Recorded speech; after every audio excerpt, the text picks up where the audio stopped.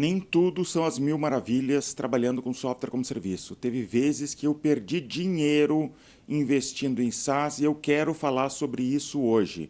Meu nome é Davidson, esse é o Vivendo de SaaS, um canal em português para quem quer aprender sobre gestão de empresa de software como serviço.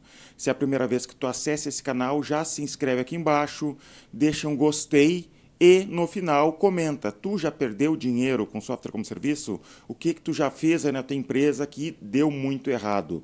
Então vamos começar aqui. Primeira coisa que eu fiz de errado foi desenvolver software sem planejamento. Eu já falei em vídeos recentes sobre softwares que eu fiz e que não deram certo, pelo menos dois, que é o Monte-Site, que era um software estilo Wix, que não deu certo.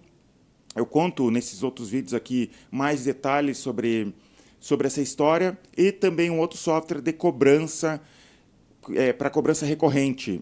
E não deu certo porque não teve planejamento, não teve conversa com possíveis clientes, eu só imaginei e desenvolvi. No outro caso do Monte-Site, eu vi um site americano chamado Website Wizard, copiei o software deles e lancei sem entender como é que seria o mercado, como é que seria o nível de suporte, como que eu iria, por exemplo, registrar domínios. Tinha uma série de pequenas coisas que me atrapalharam muito, que eu acredito de verdade que se eu tivesse feito uma pesquisa simples, se eu tivesse feito um site mais simplificado e colocasse no ar, o site não precisaria nem funcionar de verdade, mas fazer, por exemplo, a landing page do site, tivesse colocado no ar, eu teria entendido algumas coisas e teria evitado problemas que eu passei depois.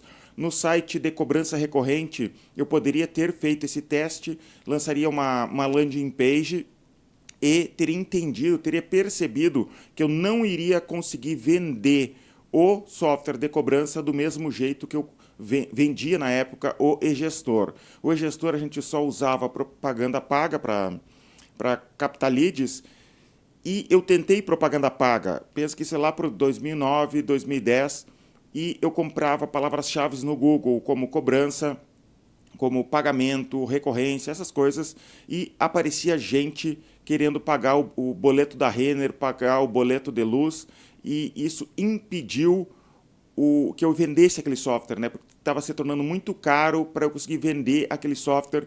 E na época eu não entendia coisas que eu entendo hoje. Eu venderia diferente aquele software. Então eu acabei perdendo dinheiro com esse software e foi ruim, né? Foi ruim ter perdido dinheiro com esse software, mas essa foi a primeira coisa, a primeira coisa aqui que eu quero falar para vocês de erros que eu cometi investindo em software como serviço. Então seria desenvolver um software sem planejar, sem testar o público, sem conversar com possíveis clientes, sem fazer uma landing page para mostrar para as pessoas, para ver o que elas acham, colocar uma landing page no ar, colocar um pouquinho de propaganda paga, entender como que as pessoas se comportam naquele site. Então, esse foi o primeiro erro. Segundo erro que eu cometi foi contratar pessoas de menos. Meu pensamento lá no início era, eu vou fazer uma empresa de SaaS com pouquíssimas pessoas e com isso eu vou ganhar muito dinheiro sem contratar muitas pessoas. Meu objetivo era uma empresa gigante com poucas pessoas trabalhando. Esse era o pensamento e eu imagino que esse é o pensamento de muita gente que me segue aqui. Eu fiz isso e deixa eu te dizer que eu acredito que foi um dos maiores erros da minha vida em relação à minha empresa ter contratado de menos, porque eu acho que minha empresa poderia ter sido muito maior se eu tivesse contratado mais pessoas mais cedo. E foi um grande erro, porque eu não delegava, eu perdi muitas oportunidades de fazer coisas. Quanto mais gente tu tem, mais tu tem mais cabeças pensantes dentro da empresa, tu acha pessoas para te ajudar, acha pessoas para te ajudar a pensar na empresa. Isso vai acontecendo com o tempo. A empresa hoje, a minha empresa está desse tamanho, graças à equipe, não vem tudo da minha cabeça. Tem outras pessoas pensando sobre a empresa, tem outras pessoas fazendo atendimentos que eu não conseguiria fazer, eu não teria a paciência que essas pessoas têm. Tem pessoas hoje pensando pontos específicos da empresa que eu acredito que eu nunca daria atenção. Então, eu contratei eu demorei para contratar mais pessoas. Eu não estou recomendando que tu saia contratando de qualquer maneira e que basta inchar a empresa, está tudo resolvido. Não é isso que eu estou falando. Mas eu estava percebendo que eu precisava de mais pessoas numa época e não contratei mesmo assim por medo de contratar, porque eu não queria gastar dinheiro, porque eu não queria delegar. Esse é o problema, não é necessariamente sair contratando e está tudo resolvido. Então, esse foi um erro que eu cometi. O próximo erro que eu cometi foi quando eu contratei demais. Aconteceu também o erro ao contrário, de eu contratar pessoas demais. Eu li um livro da Salesforce falando que quanto mais vendedores eles contrataram, mais eles cresceram. Eu testei isso, contratei muita gente e começou a cair a lucratividade da empresa.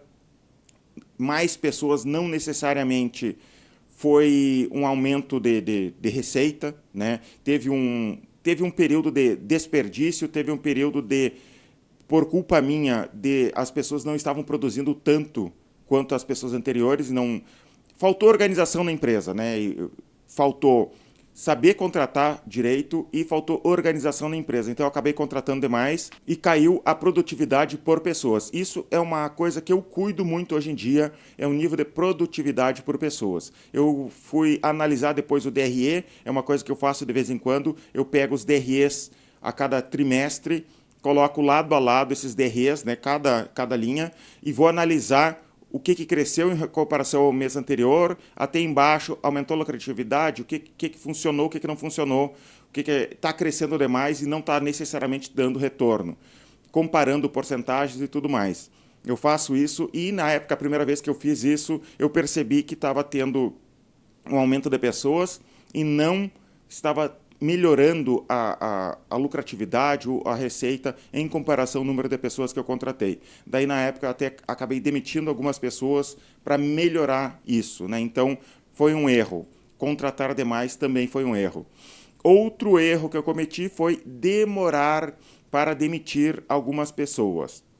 Porque a gente tinha um pensamento, e eu imagino que vocês têm esse tipo de pensamento também, de contrata e depois, se não der certo, a gente demite. Era esse nosso pensamento, era essa nossa conversa interna entre eu e os meus sócios, contrata e depois a gente demite se não der certo. Só que existe um problema nisso daí, que a gente fica amigo das pessoas e a gente não quer demitir. De repente ela não está indo, não está performando bem e a gente não quer, simplesmente não quer demitir a pessoa porque a gente ficou amigo, né, dessas pessoas. A gente se apega e não quer demitir. E acaba atrasando essa demissão, e isso é um problema. Hoje em dia, a gente já está errando muito menos isso. E a gente percebeu que, se a pessoa não performa bem nos primeiros meses, é muito difícil de acontecer dela performar bem depois, né? Então, é raro acontecer de alguém mudar tanto assim conforme o tempo. Então, testa durante um tempo, ensina, não quer dizer que a gente não tem que dar um treinamento para a pessoa, que a gente não tem que dar chances para as pessoas, mas depois de um tempo, deu chances, ensinou, fez de tudo para a pessoa funcionar, não deu certo, demite, porque vai ser melhor para ti e vai ser melhor para a pessoa, que vai performar melhor, de repente, em uma outra empresa, em outro cargo. Outro erro que eu cometi foi não cuidar direito das propagandas pagas. Pensa que é 2010, 2009, não existia a ideia de gestor de tráfego, não existia cursos online, comunidades sobre gestão de tráfego pago, e eu errei muito, não cuidei direito de propaganda paga e eu acho que eu botei muito dinheiro fora em propaganda paga porque tem que estar sempre cuidando, tem que estar sempre, é como um jardim, tem que estar sempre podando, tem que estar sempre olhando, pensando, refazendo criativos, pensando na propaganda paga, vendo a taxa de conversão, o que parou de funcionar, o que eu tenho que fazer de novo. É eterno, né? Por isso que as empresas têm uma pessoa dedicada a isso. E lá no começo, quando era eu fazendo tudo, eu tinha muita coisa para fazer, eu só colocava dinheiro, ligava as propagandas, ia fazer outras coisas, e se eu tivesse uma dedicação maior nisso, ou se eu tivesse colocado uma pessoa para trabalhar exclusivamente nisso, né? Uma pessoa competente trabalhando, cuidando disso tudo, muito possivelmente teria muito menos desperdício. Eu lembro de propaganda paga que pequenos testes, né? Ou aparecia, a gente colocava uma palavra-chave na propaganda do Google e ele expandia aquela propaganda. Deixa eu pensar algo. Como eu falei anteriormente, então, de boleto, a pessoa procurava boleto da Renner, né? Então, eu poderia colocar essa palavra negativa lá dentro do Google para, se a pessoa escrevesse Renner, se a pessoa escrevesse luz, não aparecer. Isso acontecia em diversas palavras-chave, como, por exemplo, nota fiscal eletrônica, nota fiscal. Eu lembro que tinha muita busca por nota fiscal gaúcha, nota fiscal paulista, que não tem nada a ver com o público que a gente quer buscar. É pessoas buscando prêmios que os estados dão para quem coloca o CPF na nota. Então, é isso, né, que tem que estar cuidando sempre. E eu sempre fui muito mais do Google, sempre fiz muito mais do Google, né, propaganda paga, mas na Meta, no Facebook, também tem seus próprios problemas que a gente tem que ficar cuidando, analisando a todo momento de propaganda paga. Hoje aqui a gente tem pessoas, tem uma equipe de marketing, tem pessoas cuidando exclusivamente disso, porque é muito fácil perder dinheiro com propaganda paga se tu não ficar cuidando. Outras coisas que eu fiz aqui então de coisas erradas que não deram certo. Eu investi em outdoor na minha cidade. A gente comprou outdoor na cidade. Na época a gente tinha colocado uns 3 outdoors pela cidade, que ficavam 15 dias em cada ponto e depois trocava de ponto na cidade. Não deu certo. Claro que na época também, relembrando isso, aconteceu de eu colocar uma propaganda não bem planejada. Hoje em dia, entendendo mais sobre criativos, sobre propaganda, daria para fazer diferente essa propaganda de outdoor. E eu errei nisso no passado, botei dinheiro fora, mas deixa eu contar que esse ano a gente testou de novo outdoor, mesmo que eu não tenho esse problema, né, de testar novamente as coisas, porque pode acontecer da gente testar algo, não deu certo, mas de repente eu fiz algo errado. Testei de novo outdoor esse ano, na verdade ano passado. Coloquei até no meu Instagram, mostrei fotos, né, dos outdoors. Pensei de um jeito diferente de destacar esse outdoor. O meu objetivo sempre é tentar trazer público que eu não conseguiria conquistar se eu estivesse fazendo só propaganda offline, ou propaganda online. Eu quero testar público offline. A gente testou, nessa vez a gente colocou o rosto do meu sócio, eu quis colocar para ele ser conhecido na cidade, e eu fiz só na nossa cidade para testar justamente localmente, porque daí, se funcionasse, eu tentaria em outros lugares, né? Então a gente testou outdoor na cidade e mais uma vez não deu certo outdoor. Não me arrependo de testar, de repente no futuro eu vou testar outras coisas que eu já testei no passado e não deram certo, farei de novo sem problema nenhum, mas é só para te ficar avisado do que dá certo, do que não deu, do que deu certo, do que não deu certo para a gente aqui testando, né? Então, outdoor, testei 2 vezes e realmente não deu certo. Eu também investi em um evento local. Aqui na nossa cidade a gente tem uma feira industrial local e tem bastante empresas. A gente investiu, isso foi lá por 2017, que a gente investiu numa feira local na nossa cidade, nesse evento local. Também não deu certo, durante a semana, era uma semana desse evento. Durante uma semana a gente mandou gente para lá, tinha gente no fim de semana lá também, então teve custo de funcionário, custo do stand, a gente montou o stand, deixou o stand bonitinho, folder, tudo mais, não teve vendas, foi bem ruim, esse evento local não deu certo, né? Então, o público estava errado, a gente testou e não deu certo. Também investi em brindes. Eu li um livro sobre growth hacking e nesse livro de growth hacking tinha várias ideias de growth hacking que daria para fazer. Eu fiz a primeira ideia. A primeira ideia era fazer camisetas da tua empresa e dar de graça essas camisetas. Eu fiz e eu quis distribuir para todo o Brasil. A gente tem clientes em todo o Brasil. Eu fiz um site que a pessoa, que era nosso cliente, ia lá, se cadastrava, falava o tamanho dele, né, que ele iria comprar a camiseta e a gente iria mandar essa camiseta depois de um tempo. A gente fez isso, teve todo o trabalho de desenvolver o site, escolhia o tamanho da camiseta, a pessoa preenchia o endereço. Fechei negócio com uma empresa que eles iriam fazer a camiseta, né, imprimir a marca na camiseta, e eles também iam distribuir, eles iam enviar pelos correios essas camisetas. A gente teve muito problema com isso, teve problemas que a camiseta dava problema, também tinha o caso de entregar a camiseta e não ter ninguém naquele endereço, vinha camiseta devolvida, também aconteceu de vir camiseta molhada por algum problema na entrega, então deu muito problema de logística e não deu retorno em aumento de vendas, né? Eu acredito de verdade que aquela pessoa que fez aquele e-book de Growth Hacking nunca testou nada dessas coisas, só fez um livro para vender aquele livro, né? Porque realmente entregar camisetas não deu certo. Esse é algo que eu não pretendo fazer de novo. Entregar camiseta tem problema de tamanho, tem uma série de problemas ali, logística, que não deu certo.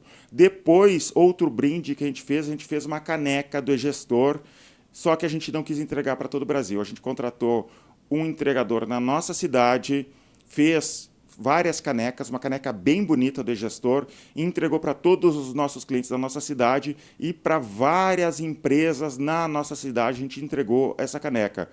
O objetivo era testar também localmente, se desse certo, de repente a gente iria expandir para outras cidades, sempre, digamos, agora deu certo em Santa Maria, vamos tentar em Porto Alegre, entrega em Porto Alegre. Deu certo, sei lá, em Florianópolis, entrega em Florianópolis. A gente ia fazer dessa maneira e tentar expandindo por cidades. Não aumentou vendas, não teve um impacto, não teve muito mais gente falando. De repente tinha a ideia de marca, né? A marca ia ficar mais conhecida. As pessoas iriam falar mais, não necessariamente ia ter mais vendas, mas iria ter mais gente falando sobre a marca. Não aconteceu, não deu certo também em entregar canecas, então brinde também não deu certo. Também a gente já investiu em caneta, uns copos de plásticos bonitinhos assim, mais baratos, né? Com caneta. Também a gente tinha umas cadernetas, né? Tipo um caderninho pequeno para os escritórios também para entregar. Também não notamos absolutamente nenhuma diferença em número de vendas ou de percepção de marca por causa desses brindes. Outra coisa que eu perdi dinheiro foi investir em produção de conteúdo para o YouTube. Há uns anos atrás, a gente estava investindo em SEO, a gente conseguiu crescer bastante com o blog, e eu pensava que eu não poderia depender só do blog, eu também deveria crescer no YouTube, né? A nossa empresa deveria crescer com conteúdo no YouTube. Eu não sabia como fazer e contratei uma produtora de vídeos para nos ajudar. Eles tinham uma equipe completa de pessoas, iluminação, câmera boa, até maquiadora vinha, né, para a gente produzir o conteúdo. Só que o nosso conteúdo era uma porcaria, os vídeos eram muito curtos, coloquei todos os meus funcionários a gravar conteúdo, a gente colocava no YouTube, não deu certo porque o importante é conteúdo, não é a qualidade do vídeo. Inclusive, o Vivendo de SaaS nasceu por causa disso, porque como não deu certo aquilo no YouTube, eu quis aprender sobre o YouTube e decidi que eu iria fazer um conteúdo no YouTube para primeiro aprender sobre o YouTube e de repente eu iria depois fazer a empresa produzir conteúdo para o YouTube para a empresa. E foi esse um dos motivos de eu ter começado Vivendo de SaaS. Comecei a gravar, fiz o exato oposto depois, né? Em vez de contratar uma produtora, vídeo, tudo mais para fazer esse tipo de conteúdo para a empresa, comecei a gravar o Vivendo de SaaS com um celular e um tripé. Basicamente isso para aprender. Fui crescendo depois que a gente montou esse estúdio aqui na empresa para gravar conteúdo. Mas não dá para começar com superprodução. Se preocupa primeiro com conteúdo. Conteúdo funciona, conteúdo dá certo, não precisa de superprodução. Os celulares hoje em dia já têm uma qualidade muito boa. Se tu for se preocupar com alguma coisa, se preocupa só com o áudio. Compra um microfone um pouquinho melhor, não precisa ser por exemplo, esse aqui é um microfone profissional, né? Tu não precisa desse tipo de microfone. Por exemplo, na minha sala eu tenho aqueles microfones, são bons, eu comprei por uns 600, 700 reais, que é aquele microfone com com uma iluminação, é bonito. Em vídeos passados vocês já viram, de repente, eu usando, mas não é caro, é R$ 600, né, para comprar um... Pelo menos quando eu comprei era 600, R$ 700. Tem uns outros microfones um pouquinho mais caros, para microfone de lapela, que deve custar, sei lá, uns R$ 1.200. Mas tu não precisa disso. O próprio microfone do celular no início ali já é o suficiente. E também tem inteligência artificial que melhora áudio. Então tem a Adobe, na Adobe tem inteligência artificial que deixa a qualidade do som muito boa. Tu não vai precisar de ter... É só não ter muito ruído que a qualidade de som fica muito boa com essas inteligências artificiais que, por exemplo, a Adobe tem. Então não gasta um monte de dinheiro com produção de conteúdo, pelo menos no início agora. Cresce e depois tu vai melhorando com o tempo. Outros erros que eu cometi aqui com software como serviço. Eu planejei mal o comissionamento dos funcionários. Lá no início, eu dava 5% para os vendedores de toda a venda. Por exemplo, tu vendeu um SaaS aqui dentro da empresa, tu ganhava 5% esse mês, e enquanto o cliente fosse cliente, tu ia ganhando 5%. Dessa maneira, depois eu me dei conta que eu estava criando vendedores marajás que logo no futuro eles não iriam mais precisar trabalhar, porque eles iam ganhar de qualquer jeito. É praticamente um sócio da empresa. E percebi isso e, graças a Deus, eu mudei esse método bem no início, porque se eu já tivesse uma equipe grande de vendedores, ia ser muito mais difícil mudar isso depois, né? Porque tem um monte de lei trabalhista, um monte de problemas que dificultaria muito eu mudar esse tipo de comissionamento. Dentro da plataforma Vivendo de SaaS, que é uma plataforma de conteúdo que eu tenho, lá dentro tem uma aula que explica como que a gente estruturou o comissionamento de vendedores hoje em dia, que é um comissionamento baseado na receita recorrente que o vendedor traz para a empresa, né? Que ajuda muito. Então, se tu tem esse tipo de preocupação, não quer ter problemas no futuro, problemas até trabalhistas no futuro, ou pensa bem, tu tem uma equipe com uns 10 vendedores, e tu começa a se dar conta que está errado o sistema de comissionamento de vocês, tu vai ter um problema para mudar depois. Então, se tu está começando, recomendo que tu olhe essa aula que está na plataforma Vende SaaS para evitar problemas no futuro. Só essa aula vai te economizar um monte de dinheiro no futuro. O link está na descrição aqui da plataforma, o link da plataforma. Próximo erro que eu cometi aqui. Planejei mal... não, esse eu já li. Usabilidade ruim do software. Tinha muita coisa errada no meu software de usabilidade ruim. Por quê? Porque é programador fazendo o software de qualquer jeito. E a gente tem que testar a usabilidade do software. Com o tempo eu aprendi como fazer isso. Como fazer testes de usabilidade. Eu já falei em outros vídeos, mas deixa eu repetir por cima como que a gente faz teste de usabilidade.